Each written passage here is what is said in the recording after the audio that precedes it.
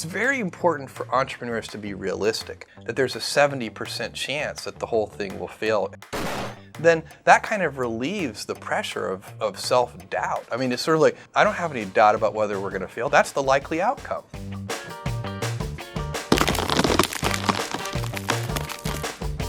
Meet Jeff Bezos, the man who transformed how we shop, read, and even think about the future of space travel.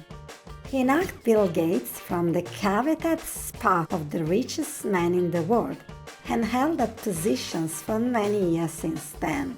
His achievements are nothing short of phenomenal. Born on January 12, 1964 in Albuquerque, New Mexico, Jeff showed an early interest in how things work and pursued his passions at Princeton University, graduating with a degree in electrical engineering and computer science in 1986. In 1994, Jeff made a bold move, abandoning his lucrative job in Wall Street and founded Amazon in his Seattle garage. Starting out as an online bookstore, the company's growth was rapid and extraordinary, which prompted Jeff to expand his goods beyond books. Bezos went on to found a series of successful enterprises. Beyond Amazon.com, he continues to be a force of disruption, shaking up not just industries, but how we do things. Take the example of Amazon Prime, which revolutionized online shopping. While the Kindle changed how we read, AWS has become a giant in cloud computing, supporting businesses globally. Beyond business, Jeff Bezos is renowned for his media influence and charity work. He has donated over $1.1 million worth of stock to nonprofits and plans to give away most of his wealth to charity in his lifetime. But what are the rules he swears by in business? We have compiled a list of Jeff Bezos' top 10 rules for business success. 1. I think probably our most important piece of intellectual property is our brand name. And I think people, and I think this is very important for anybody who's going to start a company or market an invention to understand, is that brands for companies are like reputations for people. And reputations are hard-earned and easily lost. So the most important intellectual property that a company can have is, for us, it's Amazon. It's that name, but what it stands for. And we've worked very hard to earn trust. You can't ask for trust. You just have to do it the hard way, one step at a time. You make a promise and then fulfill the promise. You say, we'll deliver this to you, tomorrow, and then you actually deliver it tomorrow. And if you do that over and over again, then ultimately you can instill your company's name with a reputation. And that's, I think, sometimes people talk about brands in this very amorphous way, but for me, I like to think of it as a person. And what is the reputation that that person has, and how have they earned that reputation? 2. You need to identify your big ideas, and there should only be 2 or 3 of them. And then if a senior leader, the main job of a senior leader is to identify 2 or 3 important ideas, and then to enforce great execution against those big ideas. And the good news is that the big ideas are usually incredibly easy to identify. You shouldn't need to think about them very much. You already know what they are. Let me give you an example. For Amazon, the consumer business, the 3 big ideas are low prices, fast delivery, and vast selection. You don't need, it's not the kind, the way you know that they're the big ideas is because they're so obvious. The big ideas should be obvious. And by the way, it's very hard to maintain a firm grasp of the obvious at all times. So little things can distract you from the obvious. But you have to back up and say, these are the 3 big ideas. How do we always deliver things a little faster? How do we always reduce our cost structure so that we can have prices that are a little lower? And the good thing about these big ideas is they will be stable in time. So I know for a fact that 10 years from now, customers are still going to like low prices. No matter what happens with technology and everything else, no matter what happens, people are going to like faster delivery. It is impossible for me to imagine a scenario where 10 years from now, a customer comes to me and says, Jeff, I love Amazon. I just wish you delivered a little more slowly. This is so inconceivable that you can have great conviction as a leader to continue to put energy into driving speed of delivery. And whatever you're, in AWS, I know that customers, they like low prices, they like availability, they don't want the services to be down, they like data security. It's not very hard to figure out what the big ideas are, and then you can keep putting energy into those things, and you spin up those flywheels, and they'll still be paying you dividends 10 years from now. And what I'm saying, I'm putting it in kind of a business context, but for those of you who are in government, these principles would apply identically to a government organization. You should figure out what the big ideas are and just spin up flywheels. Get those things rolling. Make sure that you've picked things that'll still be true 10 years from now, 20 years from now. 3. But to really be an inventor, you have to combine that expertise with the beginner's mind. You have to have a certain childlike ability to not be trapped by your expertise. And that fresh look, that beginner's mind, once you're an expert, is unbelievably hard to maintain. But great inventors are always looking. They have a certain divine discontent, and they may have seen something 1,000 times, and still it occurs to them that that thing, even though they're accustomed to it, could be improved. And that's, you have to look for people like that. And I also think cultures support that. You can't, even if you're that kind of person, if you're in a culture that doesn't support failure, willingness to fail is critical for invention, willingness to be misunderstood for long periods of time. Most inventions don't really work that well in the beginning. They're clumsy, they're little toddlers, they're always falling and tripping. And so you have to have a culture in your organization that supports this kind of stumbling and wandering. Just because you're wandering doesn't mean you're lost. And that's a really important thing to keep in mind when you're trying to invent. 4. By the way, when you buy over the internet, Amazon, do you ever get the wrong order? Is anything ever wrong? What do? Do you call up and complain, or you don't have any problems? No, I'm a customer of Amazon, hopefully like all of you in this room. Is there one person full-time who services your account? If there's anyone in this room who's not an Amazon customer, see me right afterwards and I'll walk you through it. It's, I have problems sometimes, and I treat them like the same way I treat a problem that I would get from a customer. My email address is famous, and I keep it, and I read it. It's jeff@amazon.com. I don't see every email that I get anymore because I get too many, but I see a lot of them. And I use my curiosity to pick out certain emails. So I'll get one from a customer, and there's a defect. We've done something wrong. Usually people are writing us, not always, but usually they're writing us because we've screwed up their order somehow. And so I'm looking at this, and for some reason, something seems a little odd about that one. And so I'll ask the team to do a case study and find real root cause, or causes, it's usually causes, real root causes, and then real root fixes. So that when you fix it, you're not fixing it for that one customer, you're fixing it for every customer. 5. Almost every all-hands meeting, we have 2 all-hands meetings a year. At almost every all-hands meeting, I remind employees that if the stock is up 10% this month, don't feel 10% smarter, because when the stock is down 10% some month, you're going to have to feel 10% dumber, and it's not going to feel as good.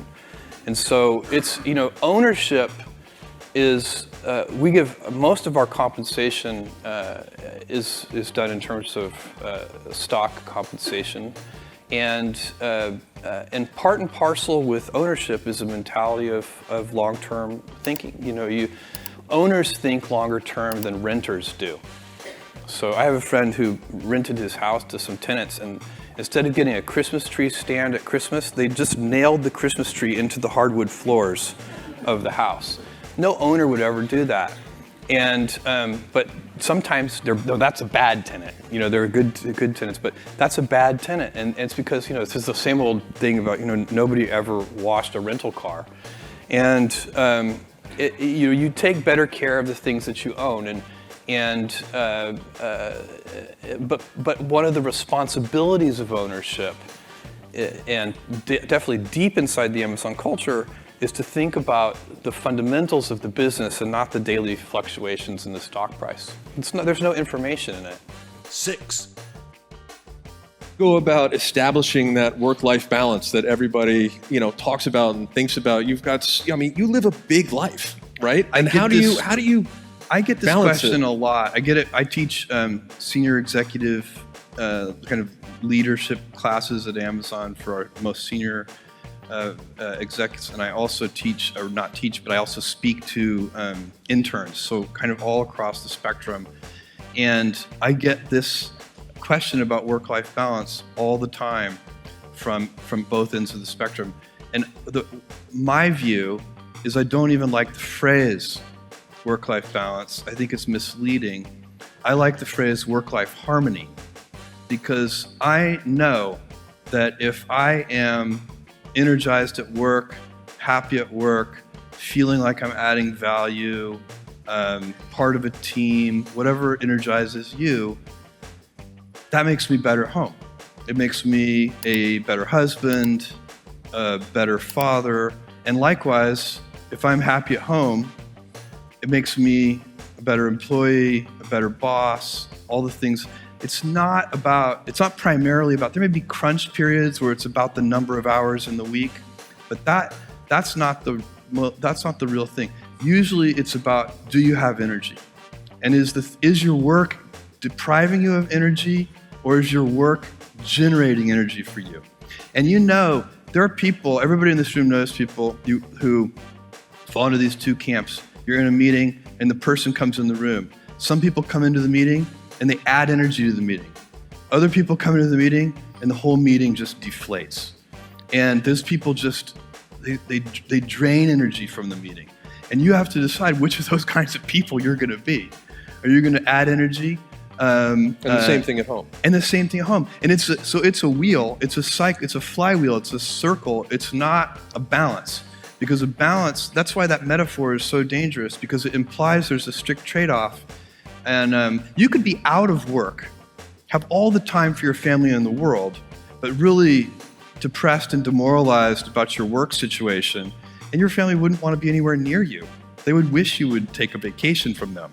And so it's not about the number of hours, not primarily. I suppose if you went crazy with 100 hours a week or something, yeah, that maybe there are limits, and they probably. But I've never had a problem, and I think it's because both sides of my life give me energy, and that's what I would recommend. That's what I do recommend to interns and execs. 7, And I can tell that even though they're talking about customers, they're really focusing on competitors. And it is a huge advantage to any company if you can stay focused on your customer instead of your competitor. So then you have to identify who is your customer. So at the Washington Post, for example, is the customer the people who buy advertisements from us? No, the customer is the reader. Full stop. The customer is the reader. And then, by the way, where do advertisers want to be? Advertisers want to be where there are readers. So it's really not that complicated. It comes around really well. And in the school, who are the customers? Is it the parents? Is it the teachers? No, it is the child. And that's what we're going to do. We're going to be obsessively, compulsively focused on the child. We're going to be scientific when we can be, and we're going to use heart and intuition when we need to. When you use your intuition to make decisions, where is the intuition leading you now on your second headquarters? 8, Every day is day one. Every day you're deciding what you're going to do, and you are not trapped by what you were or who you were or any self-consistency. Self-consistency even can be a trap. And so day one thinking is kind of, we start fresh every day, and we get to make new decisions every day about invention, about customers, about how we're going to operate, what our even as deeply as what our principles are. We can go back to that. It turns out we don't change those very often, but we change them occasionally. And when we work on programs at Amazon, we often make a list of tenets. And the tenets are they're not principles. They're a little more tactical than principles, but it's kind of the main ideas that we want this program to embody, whatever those are. And one of the things that we do is we put, these are the tenets for this program, and then in parentheses, we always put, unless you know a better way. And that idea, unless you know a better way, is so important because you never want to get trapped by dogma. You never want to get trapped by history. It doesn't mean you discard history or ignore it. There's so much value in what has worked in the past, but you can't be blindly following what you've done. And that's the heart of day one, is you're always starting fresh. 9, Still have the 2 pizza rule and no PowerPoints? Oh yeah, the 2 pizza team. We try to create teams that are no larger than can be fed with 2 pizzas. We call that the 2 pizza team rule. No PowerPoints are used inside of Amazon. So every meeting, when we hire a new executive from the outside, this is the weirdest meeting culture you will ever encounter. And new executives have a little bit of, culture shock in their first Amazon meeting, because what we do is somebody for the meeting has prepared a 6-page memo, a narratively structured memo that is got, real sentences and topic sentences and verbs and nouns, not just bullet points. And it lays out and supposed to create the context for what will then be a good discussion. So, and then we read those memos silently in the meeting. So it's like a study hall. And we do that, everybody sits around the table and we read silently for usually about half an hour, however long it takes us to read the document. And then we discuss it. And it's so much better than the typical PowerPoint presentation for so many reasons. I could talk about this for all of our time. Nobody's eating the pizza at that point because we're sitting around. No pizza usually at that point. One author said that takes you back to River Oaks Elementary School in Houston, where they started with a silent reading exercise. I never made that connection, but you never know where things come from. I did have a great experience there. Yeah. So, but I definitely recommend the memo over the PowerPoint. And the reason we read them in the room, by the way, is because just like, high school kids, executives will bluff their way through the meeting as if they've read the memo. Because we're busy, and so you got to actually carve out the time for the memo to get read. And that's what the first half hour of the meeting is for. And then everybody's actually read the memo. They're not just pretending to have read the memo. That's pretty effective.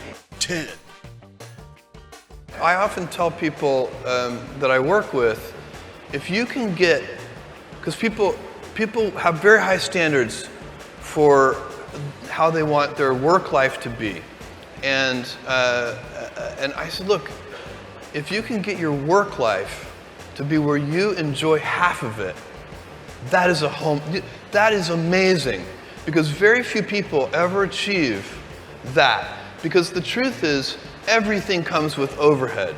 That's reality. Everything comes with pieces that you don't like. You could be a Supreme Court justice and there's still going to be pieces of your job you don't like. You can be a university professor and still going to be, you have to go to committee meetings and you have to do things. Every job comes with pieces you don't like, and we need to say that's part of it. And not resent those pieces, or try not to, but also try to minimize them. I tell senior executives, you should have the least stress. There's this weird, I think, false idea that CEOs, I'm a CEO, there's this false idea that CEOs are under the most stress. Well, I look at that, I'm like, why? You're in charge. Why don't you delegate the stress? It's your choice. And so you have to figure out how to set up your life in such a way that you can minimize the things. And I find people don't dislike hard work. What people dislike is being out of control. Like they can't control their life. They can't control their environment. This happens to me when I get overscheduled. I hate being overscheduled. I want some time to be able to think and free myself. We all have the same amount of time in the world. Nobody has more time than anybody else. And when you become a very successful person, one of the things, you start to get overscheduled. You have this event, you had to agree to do this, and maybe last night you were like, why did I agree to do this? I have to go on stage tomorrow. I wish I were really with my family. And, you know, or I hope maybe not this case. Let's say that you like this one. But in general, that kind of thing happens. And so you have to guard your time and try to stay a little bit flexible. So that's, for me, it's not a waste of time, but I like to have some freedom of movement rather than having every minute of every day scheduled. The Best of Business Show is brought to you by the BASA Awards. The BASA Awards exist to recognize, reward, and promote exceptional small businesses. We run 4 award programs: Best of America, Best of Australia, Best of Canada, Best of UK. Remember, it's strictly for small businesses only. Nominate your business today.